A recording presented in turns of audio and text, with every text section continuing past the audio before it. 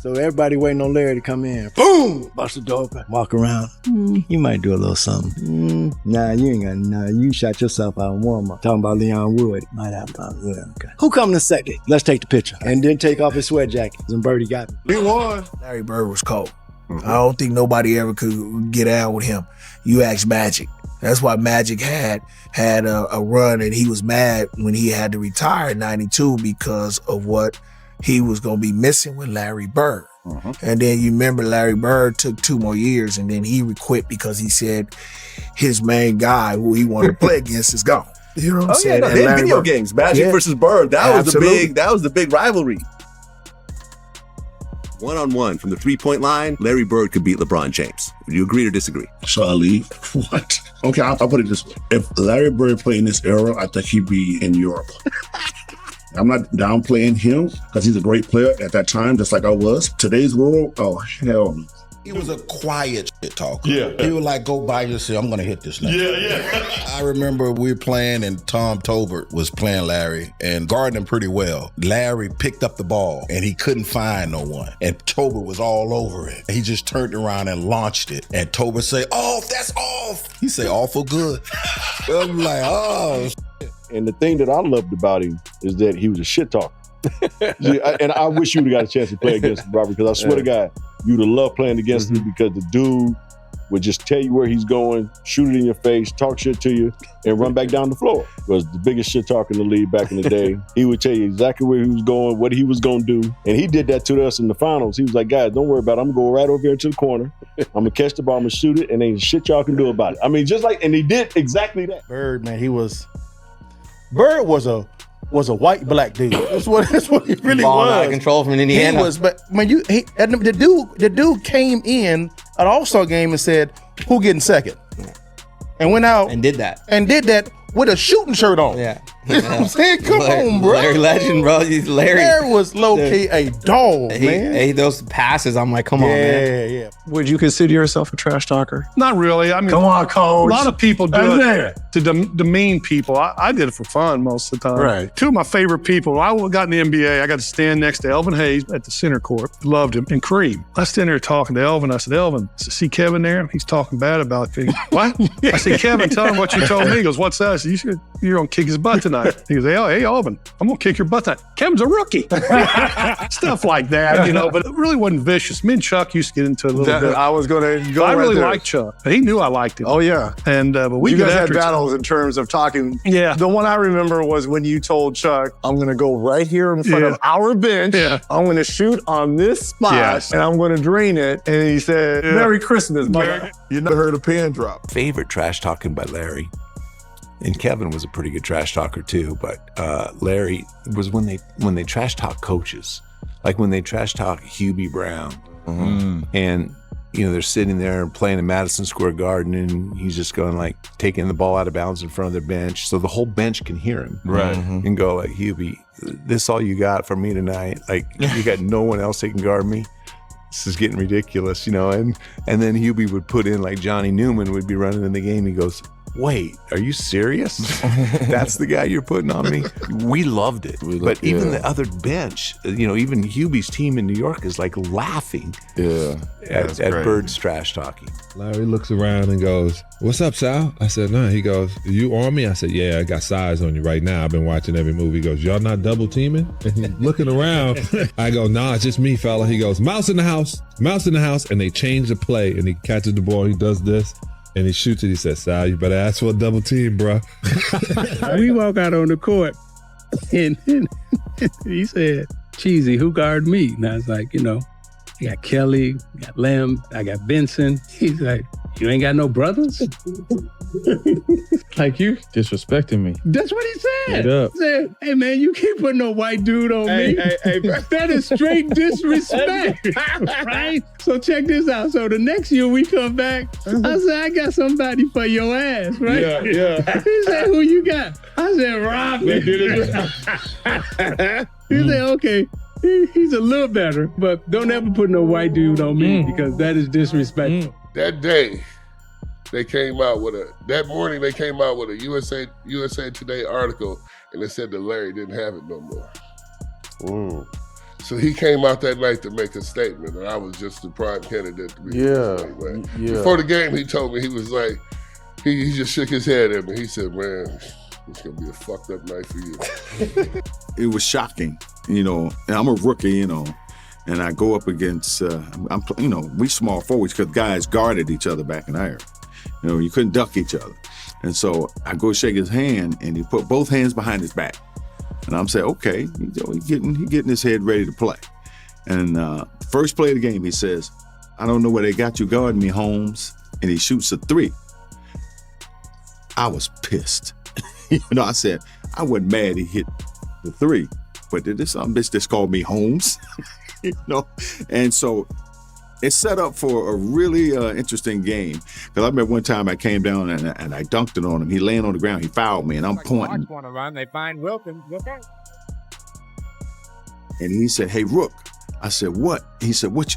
He said, "I like you. You got, he said, you got balls, but I'm still gonna get 30 on your ass." He got about 38, but I had to pay my dues. I wasn't upset about that because, back then, as a rookie, you got to pay your dues. Simple as that. I remember the game he played against the Lakers the first year that the Celtics won the World Championship with him on the team. And he was ridiculous. He came out here. I remember our sportscaster played the Superman theme when he was talking about him that night after the game because he did everything, points, rebounds, assists, just steals, you name it. Larry has such a great mind for the game and, a great touch. I had a lot of respect for him as a competitor. Who was the first person to bust your ass? Man, I'm gonna keep this real with y'all, man. My ass got busted real early, man. I came into the league, man. I was 19. You know how some of them vets, man, they play you to the T, man. I got played down in Boston one night. We was playing Boston Celtics. So the great Larry Bird. I didn't really know much about, I'm from Indiana. Larry's from Indiana. I knew about the history of Larry, but I didn't realize how he really got down. When we got to Boston that morning, I knew something wasn't right. I saw an X-Man. He was limping around the court a little bit like he was sore. I figured he'd be all right, Xavier McDaniel. I figured he'd be all right by that time. I go to the game on the early bus. I get there. They come out on they say, "Hey, Sean, you starting tonight against Larry." And I was like, okay.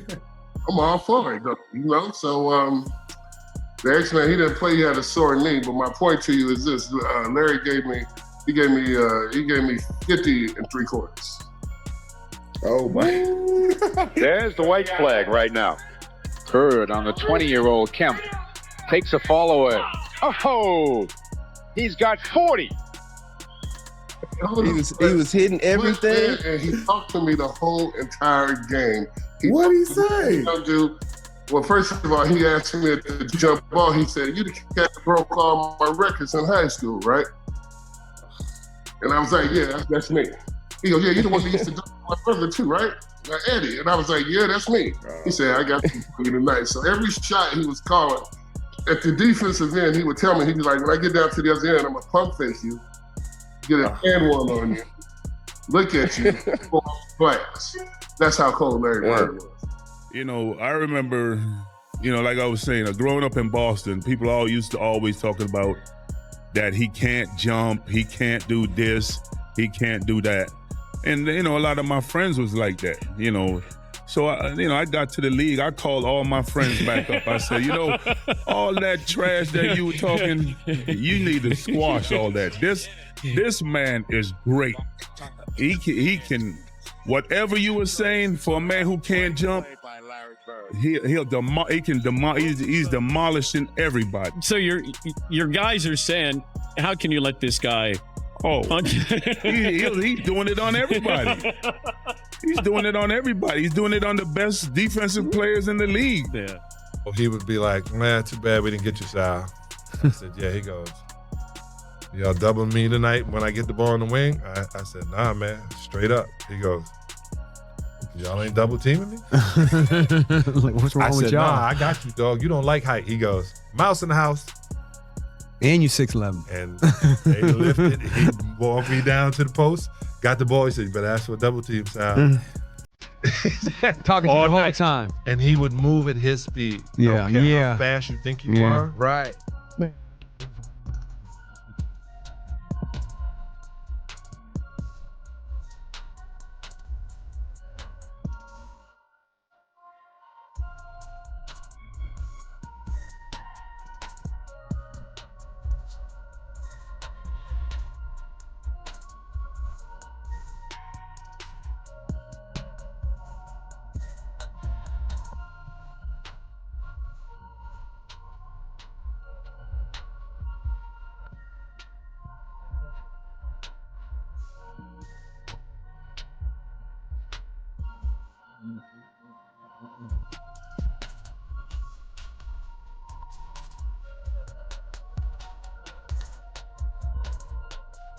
Listen, he's like, "You ain't got no brothers?" like you. He's like you. Disrespecting me. That's what he said. Straight up. That's exactly what he said. He said, "Hey man, you can't put no white dude on me. That is straight disrespect." Right? He said, "Don't put no white dude on me." Going back, I never forget driving and I'm listening to a game. It's New Mexico State playing Indiana State. I don't really care about the game, but New Mexico State is right up the streets from El Paso, and I went to UTEP. And we're big rivalries, so I'm hoping that Indiana State will beat New Mexico State. And I'm listening to the radio, and I have no clue of the players on either team. All of a sudden, this name keeps coming. Bird. He goes to the right, Bird. He makes the strike, Bird. I said, God damn, who is Bird? Bird. You know, here's Bird. And Bird this, and Bird, oh, did you see the pass that Bird made? I can't see it, but I'm just trying to imagine it. And when the time I got to the end, I said, damn, that brother can play. Chuck Person talked a lot of gangster shit. Bird used to tell me, look here, man, I'm gonna go shoot this motherfucking jumper in your face right there in that corner. And it's gonna be your Christmas present. I'm gonna wrap it up and bust your head. All that shit. He was the coldest dude I ever seen with that shit, man. Everybody be talking about these greats. They don't be always mentioning him. He was the shit. Person. Bird stuffed him and had something to say afterwards. He'll give it to you any way he wanted to. Any way he wanted to. Larry Bird was cold. Cold dude, man. Real cold. Chuck works for me in the summer. He mows my yard. So I see him every day. When we got an invitation, it was 8 of us. It was myself, Bobby Hurley, Allen Houston, Chris Webber, Rodney Rogers, Eric Montrose. Shout out Penny Rodney Martin. Rogers, man. Shout out to OG. Yeah. And Grant Hill was on that squad. So we get to La Jolla, San Diego, and we check into the Marriott. We go up to our floor, and we're walking in the corridor, and we see this tall white guy coming down the hall. And I'm like, damn, that looked like Larry Bird. So Larry Bird coming down the hallway, me and Chris Webber, and Larry Bird, you don't realize how big Larry Bird is until you stand up close to Larry Bird. Exactly. As a Man. Larry Bird, legit 6'10". Nah, real talk. When I first stood up against him when he was coaching the pace, I was like, damn. So he walked by us and he says, y'all those college guys? And we was like, yeah, we the college guys. And he looked at us and he said, get some fucking rest. It's gonna be a long week, and walked off. And we was like, what the hell? Is Larry? What y'all got us into? Yeah, I'm like, okay. You know, we like, all right, what's going on here? I wanted to say what's up, and he just came me like this, like, damn. Yeah.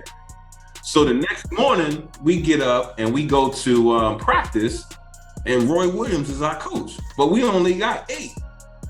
So we like, well, how are we practicing? And what are we practicing for? So we spent, I want to say, an hour doing the 3-man weave. And I'm like, what's going on here? Then they bus us to another location where the dream team is practicing. And these about 400 people standing outside waiting for the dream team to come out. They take us up to a top floor, and the dream team is practicing. They're finishing up their practice. Before the 1986 three-point contest even started, Larry Bird walked into the locker room, looked directly at the best shooters in the league, and asked one question. Which one of you is finishing second? Nobody laughed. That's what made Bird different. He talked like the result already happened. Then he walked out, won the contest, and backed up every word. NBA players hated that confidence because Bird never sounded nervous. He sounded like somebody who already knew exactly how the night was ending. The craziest part about Larry Bird was that he didn't even look dangerous. No crazy speed, no huge vertical, no flashy dribble package, but every defender kept getting cooked anyway. Isaiah Thomas once admitted Bird played like he saw the game 2 seconds ahead of everybody else. That's why players got frustrated guarding him. They knew the pump fake was coming. They knew the fadeaway was coming. They still couldn't stop it. Getting dominated by Bird felt worse because he made elite athletes look slow, desperate, and completely out of answers. Larry Bird humiliated Xavier McDaniel in a way NBA players still talk about decades later. X-Man spent the entire game trash-talking Bird, bumping him, trying to make the matchup physical. Late in the fourth quarter, Bird walked straight to the left side of the floor and looked directly at him. "I'm getting the ball right here and I'm ending the game." Seattle knew the play. The crowd knew the play. McDaniel knew the play. Bird caught the ball anyway, rose up over him, and buried the jumper clean. That moment turned trash talk into psychological destruction in front of everybody watching. The worst thing you could do against Larry Bird was make him angry early, because once Bird felt disrespected, the game stopped looking normal. Celtics players used to warn people about it. If somebody cheap-shotted him, talked too much, or celebrated in front of him, Bird immediately started hunting that matchup every possession. That's what made him terrifying. He never looked emotional while doing it. No screaming, no flexing. Just cold destruction, possession after possession, until the defender mentally collapsed. Opponents said Bird played like every game was personal, and once he locked onto somebody, he kept attacking them until the entire arena could feel the embarrassment spreading. One of the most disrespectful things Larry Bird ever did happened in Portland when he decided before the game that he was going to play almost the entire night left-handed. Not because he was injured, not because it was necessary. He just wanted to challenge himself and mess with the other team mentally. Bird still finished with nearly a triple-double and completely controlled the game anyway. Imagine being an NBA defender, realizing the guy killing you isn't even using his dominant hand most of the night. That story spread across the league fast because players understood what it meant. Bird wasn't only trying to beat teams. Sometimes he treated NBA games like experiments, just to prove how much smarter and tougher he was than everybody else. Larry Bird never stopped talking during games, and that constant pressure slowly broke players down mentally. He talked during free throws. He talked while jogging back on defense. He talked right before releasing shots. Reggie Miller once said, Bird's trash talk felt different because Bird sounded completely calm while saying unbelievable things. He would tell defenders the next shot was going straight in their face, then hit it exactly the way he described it seconds later. Dennis Rodman admitted Bird mentally exhausted people because every possession felt like a test you were already failing. That's why opponents got frustrated so fast against him. Bird wasn't only scoring points. He was making defenders feel stupid in real time, and everybody watching could see confidence draining from the other team possession after possession. Once Larry Bird got rolling on the road, entire arenas started feeling nervous because everybody knew what was coming next. Madison Square Garden saw it. The Forum in Los Angeles saw it.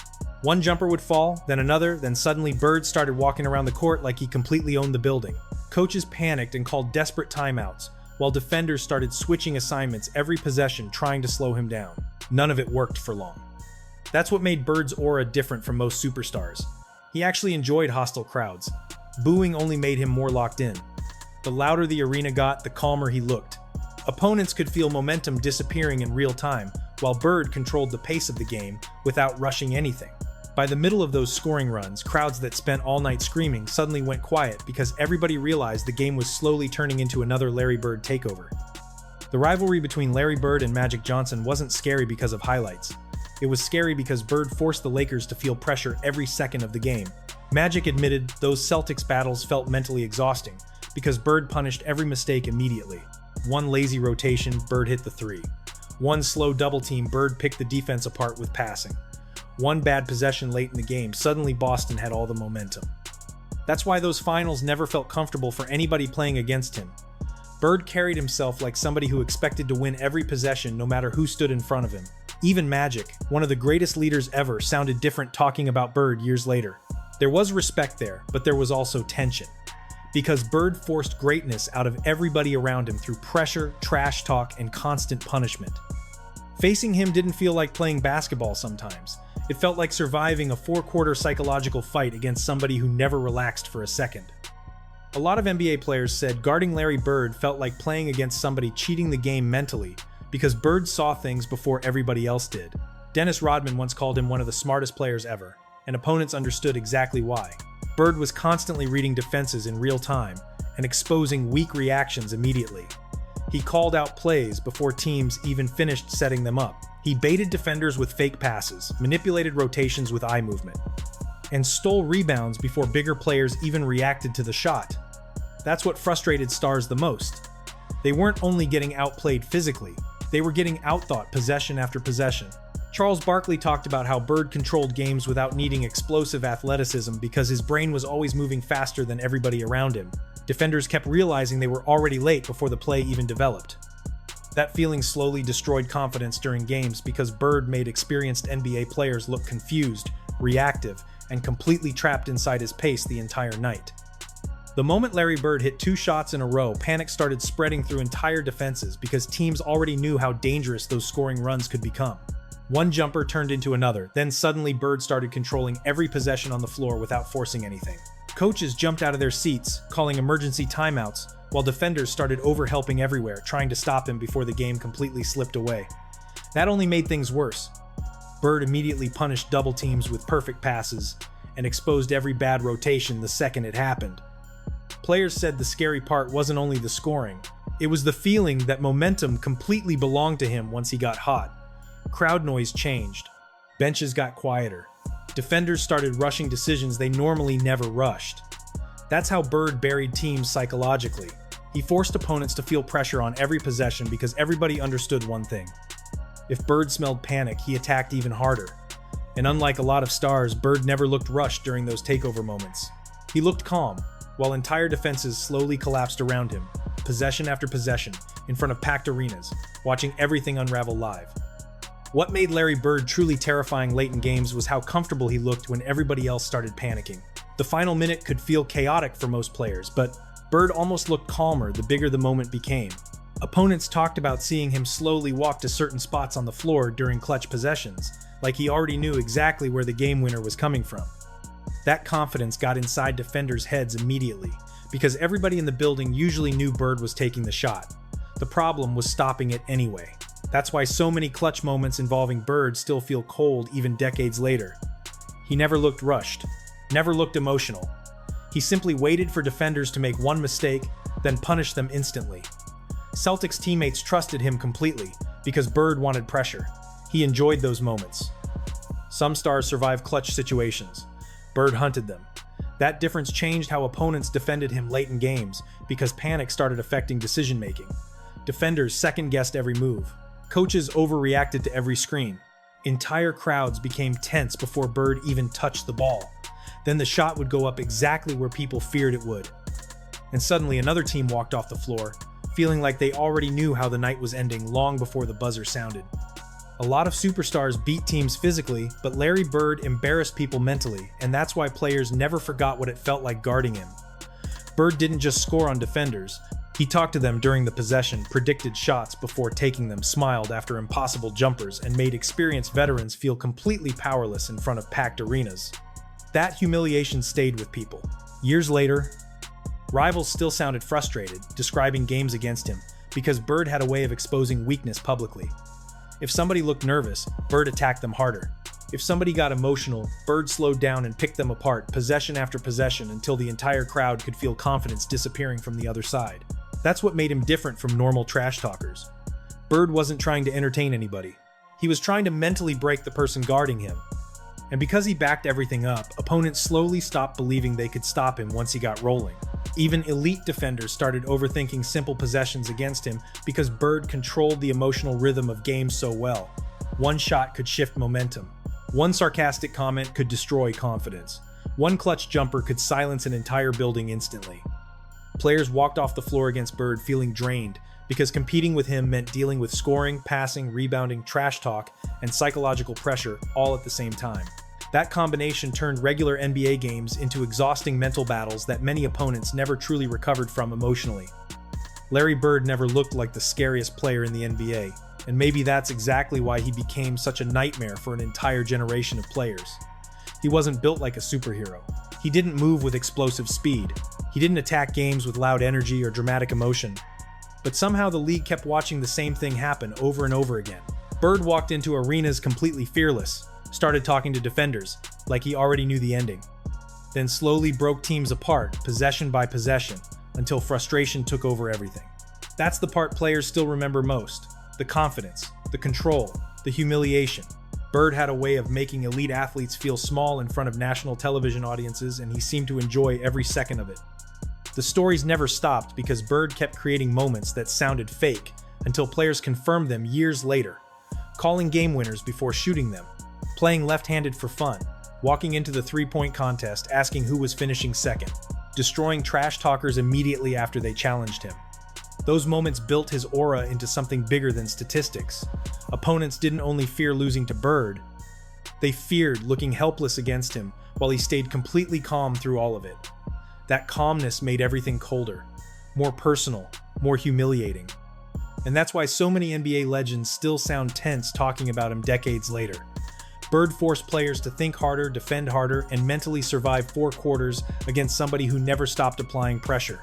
Every possession felt dangerous because Bird could embarrass you with a jumper, a pass, a rebound, or one sentence at exactly the wrong moment. Larry Bird didn't just beat NBA players. He made some of the greatest athletes in basketball feel completely trapped inside his game while the entire world watched it happen live.